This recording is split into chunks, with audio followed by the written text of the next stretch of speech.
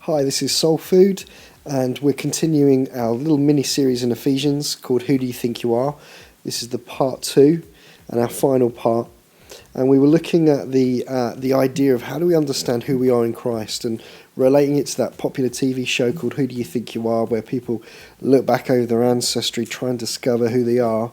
And we're saying, and looking at this and saying, it's not our past that should define us, but it's Jesus who should define us. And particularly this week, we're looking at how do the opinions of others and the things that people say about us form the opinion of ourselves, both good and bad. And how can we live in a way so that the things that we speak about each other are things that are honouring, are life-giving, and are not gossip or tearing people down, but how can we live in a way that we speak life into each other, and so that it's the words of Jesus that we hear.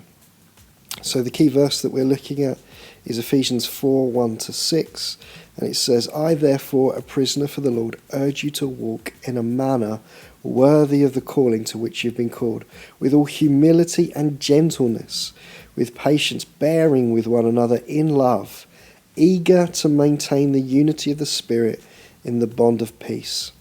There is one body and one Spirit, just as you were called to one hope that belongs to your call, one Lord, one faith, one baptism, one God and Father of all, who is over all and through all and in all. But grace was given to each one of us according to the measure of Christ's gift." So, how can we encourage each other to find our identities in Christ? How can we speak life and not death, so that Jesus is more seen in and through us?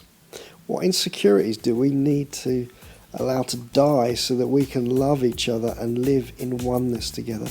How can we speak about each other in a godly way and not fall into gossip? How can we base our opinions of ourselves not on what people have said, but what Jesus says?